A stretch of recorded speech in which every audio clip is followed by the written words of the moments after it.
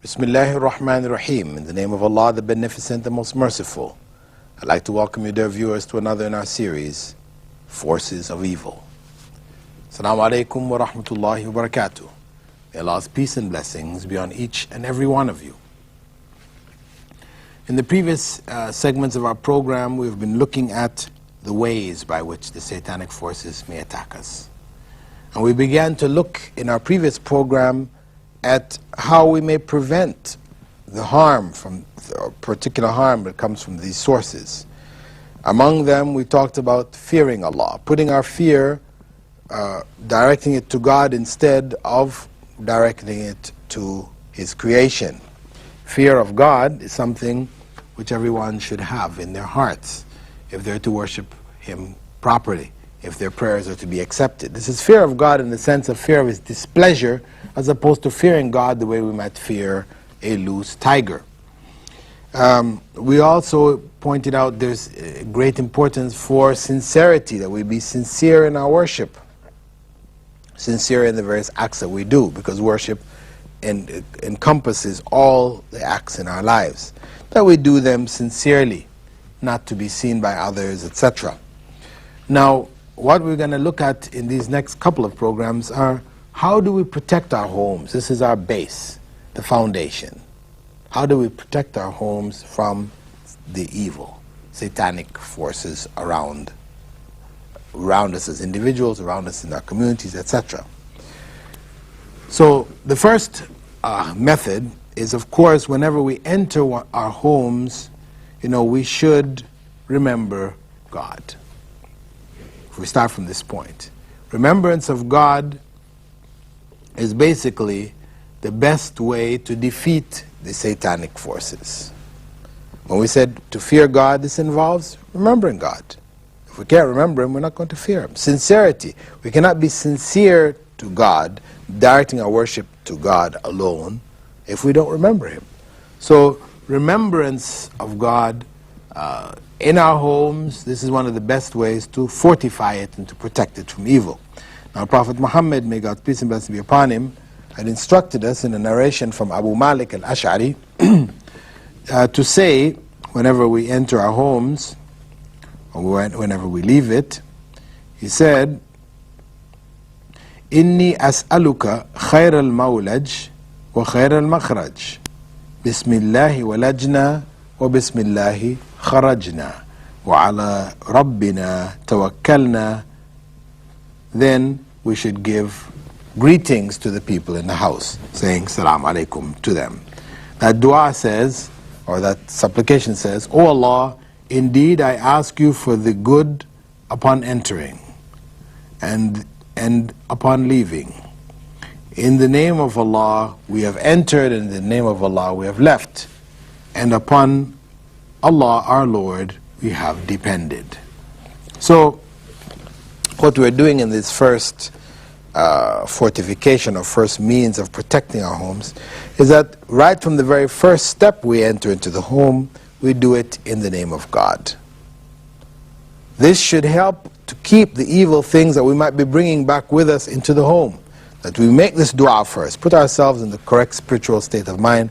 We don't come back in the home angry with the results of some things that happen into our office, and we have this, misplaced or displaced aggression where we take it out on our family, we take it out on our wives, our children, etc., because we're bringing this stuff back home with us. No, we're coming into the home, first thing we should do, make this dua. Remember God. Remember ultimately that whatever we do, it should be done pleasing to God. And then, as the Prophet ﷺ said, we should greet the people of our homes. Now, this is a general instruction which Allah Himself has given in the Quran. In Surah Nur, the 24th chapter, verse 61, Allah there says, فَإِذَا دَخَلْتُمْ بُيُوتًا فَسَلِّمُوا عَلَىٰ أَنفُسِكُمْ تَحِيَّةً مِنْ عِنْدِ اللَّهِ مُبَارَكَةً طَيِّبَةً. When you enter houses, salute each other with a blessed, excellent greeting from Allah. This is the instruction which Allah has given us. This is a standard practice for Muslims. Whenever we come in, we give salams. That is, we say salam alaikum.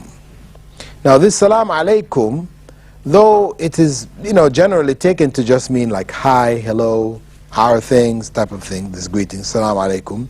Actually, it is a very deep, it has a lot of deep meaning which relates back to God. As-salam is actually one of God's names. Peace.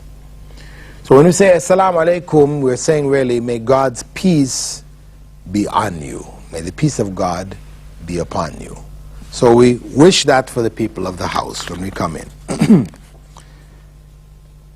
And we have a narration from the Prophet ﷺ collected in Tirmidhi, which is authentic, where Prophet ﷺ had said, my son, he related this actually to Anas, who was his personal servant, whose mother had dedicated him to the Prophet ﷺ, Anas ibn Malik. And the Prophet ﷺ on one occasion said to him, my son, when you enter upon your family, greet them. It will be a blessing for you and your family. So you don't surprise them also. You greet them ahead so they know, they're aware of your coming, so it doesn't become a kind of a surprise where you might catch them in circumstances which they don't really necessarily want to be caught in. Now, there's another narration which the Prophet ﷺ gave guaranteeing for whoever does this particular act a special guarantee from God. He said, there are three groups of people who will all have guidance from Allah, the Exalted, the Sublime. And he mentions the first, the second, and then the third. He said, the third is a man who greets his family when he enters his home. He has a guarantee from Allah, the Exalted, the Sublime. So we see there's strong encouragement to greet when we enter the home. First one is to mention Allah's name when we're entering the home. Second one, to greet the members of the home. The third now, because what we do when we come home, oftentimes we sit down, we eat and drink, etc. The third level now is to remember Allah when the time for eating comes. Prophet ﷺ had said in a hadith narrated by Jabir ibn Abdullah, and this is found in Sahih Muslim, if a man remembers Allah while entering his house and while eating, Satan says to his fellow devils, there is neither shelter nor supper for you. On the other hand, if he enters without remembering Allah, Satan says, you have found shelter. And if he does not remember Allah while eating, Satan says, you have found both shelter and supper. So, by remembering Allah before eating, this is a means of also keeping Satan away from us in the area of the food, the very food that we eat. That he can partake of that food, can enter into our eating, where we end up now out of our desires, ending up overeating, for example, or eating things which are haram, all these kind of things, and not caring, not being careful about it, etc. Remembering Allah is to help us gain control over our habits, make sure we eat according to the way of the sunnah, the proper way, the way of the believers, not to fill one's stomach. To eat a third, drink a third, and leave a third for breathing. This is the correct way. Of course, one might say, well, what's the big deal? What does it matter whether one eats to one's full and has a full stomach, etc.? These are material kind of things, really. But the point is that the material cannot be separate from the spiritual. As we are spiritual beings, we exist within physical bodies. This material world in which we exist, is connected to us. So where we are weak in these material things, we end up overeating, etc. We're careless about what we eat. We don't really, try to ensure that we're eating halal, what is permissible, etc. Then this is going to overflow into our general lives. That in our general lives, we will be very lax. We're not careful to avoid evil and forbidden things. We find excuses, we accept excuses, etc. Those physical things or habits in the home are oftentimes reflected outside of the home. The fourth principle is when we go to the bathroom, because of course we're dealing here now with the common things in the home. One, we're eating. We're eating, either if we're working outside, we eat breakfast, we come home and eat dinner. Maybe we don't eat lunch there. Or if we work near our home, we may eat lunch there also. Or people generally eat 3 times a day. So therefore, it's a very important time and circumstance in which to remember Allah, to call on God's name, you know. And this, as I said, prevents us from evil things associated with eating in the home. The second thing is that of going to the bathroom. It's another thing that we're doing all the time. Of course, this could be within the home as well as outside the home. Prophet ﷺ taught us to say, Allahumma inni a'udhu bika min al-khubuthi wal-khabaith. O Allah, I seek refuge in you from the evil male and female jinns. So, this is a way also of protecting ourselves. You know, that these satanic forces may come at us very strongly in our times of weakness when we are using the toilet, because this is the time when we're in our weakest state, you know, where we've brought ourselves, our energies are down, we're into a very weakened state when we're involved in passing, you know, things from our body. We're in a weakened state, which we can easily be affected by satanic forces. So we seek refuge in Allah when going to the bathroom. Maybe we go to the bathroom more often than we even eat. So this is something very, very important to establish that. I mean, people who succumb to the satanic forces in the bathroom, they're not used to protecting themselves in this way. You'll find they go to bathrooms and they write all kinds of things on the walls. You know, public bathrooms, you find all kinds of things written. You wonder to yourself, what kind of minds could have written this? You know, somebody, you know, just to gross other people out, you know, he may take some of his feces and wipe it on the walls. You know, any kind of things can happen inside there. So the point is that protecting us from this, from any kind of corruption in our actions, our thoughts and practices, then we remember Allah when we are going to use the bathroom. The fifth way of protecting ourselves is to protect the home from what may be referred to as the voice of Satan. We have a verse in the Quran that is in Surah Al-Isra 17 verse 64, where Allah says there, وَاسْتَفْسِزْ مَنِ اسْتَطَعْتَ مِنْهُمْ بِصَوْتِكَ. Allah is challenging Satan. Fool those whom you can with your seductive voice. Allah goes on to say that, of course, you can't seduce my true servants. Now, what is the voice of Satan? Mujahid, the student of Ibn Abbas, was considered to be the major interpreter of the Quran amongst the companions of the Prophet. May God's peace and blessing be upon him. Mujahid said the voice of Satan is the singing. These are of course, the corrupt songs, the songs which are not permissible, you know, from the Islamic perspective. And the Prophet Muhammad ﷺ had said, in another narration which is found in Sahih Sunan Ibn Majah, some people from my followers will drink alcohol but call it by a different name. Stringed and wind instruments will be played for them, and women singers will perform for them. And Allah will cause the ground to swallow them, and He will turn some of them into apes and pigs.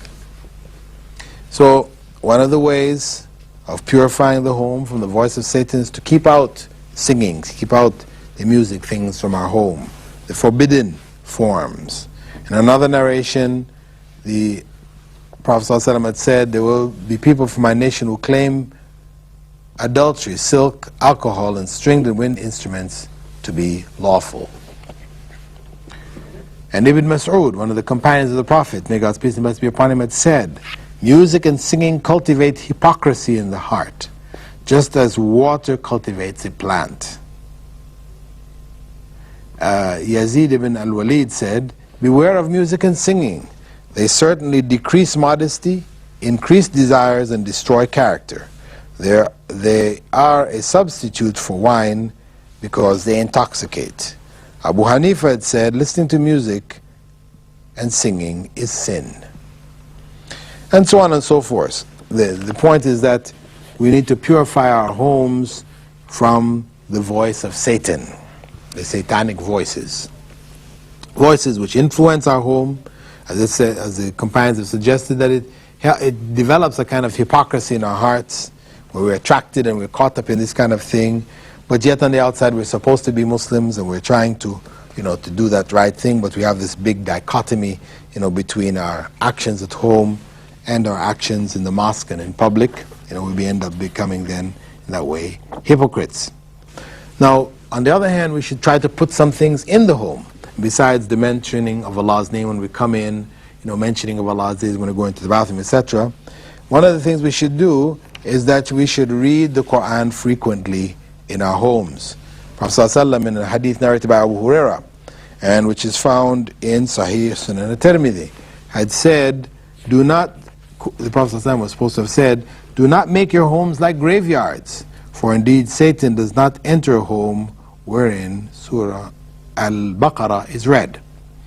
So we should try to read Surah Al-Baqarah in our homes on a regular basis. And before reading the Quran, of course, we are taught to seek refuge in Allah before reading the Quran. Allah said in Surah Nahl, the 16th chapter, verse 98, whenever you recite the Quran, seek refuge in Allah from Satan the cursed. فَإِذَا قَرَأْتَ الْقُرْآنَ فَاسْتَعِذْ بِاللَّهِ مِنَ الشَّيْطَانِ الرَّجِيمِ. Furthermore, the Prophet ﷺ had encouraged us not only to read the Quran, but to reflect on the meanings. Some people get caught up very much in just memorizing portions of the Quran, but they don't understand a single thing in the Quran. However, Allah warns us very carefully. أَفَلَا يَتَدَبَّرُونَ الْقُرْآنَ أَمْ عَلَى قُلُوبٍ أَقْفَالُهَا. Won't they reflect on the Quran, or are their hearts locked up? Reflection on the Quran is very, very important. When we read the Quran, it should not just be a ritual reading. We have to read Surah Al-Baqarah, whatever, just get the book and just read it through, rattle it off between yourself, your wife, your children, whatever. No, it is about reflection on the meaning, because the benefits of the Quran come through reflection on their meanings, understanding. There's guidance there. It's not a book of magical potions that we just recite them and magically everything is going to be. This is a misunderstanding of the Quran and its usage. Some people tend to focus on this kind of thing. They will call me up from time to time and say, do you have a verse? I got this problem, right? One, I need to get married. Do you have a verse you can read that'll get married? Do you have a verse that will make my memory strong? Do you have a verse which will make me pass my examinations? Do you have this is the kind of common approach that people have. And unfortunately, there are people who feed on this, because people would like to have something that's going to protect them. So they say, yes, we have it, you pay some money or whatever, and we'll let you know which are the verses which will do these things for you. But in fact, the whole Quran contains a variety of bits and pieces of information which helps to protect the individual throughout his or her life. And of course, the way in which the Quran should be read should be one which is in slow, measured tones. We shouldn't be reciting one on top of the other, everybody rattling it off, not listening, because Allah tells us in the Quran that if the Quran is recited, we should listen to it. The eighth form of fortification is, as I mentioned earlier, the reading of Surah Al-Baqarah in the home.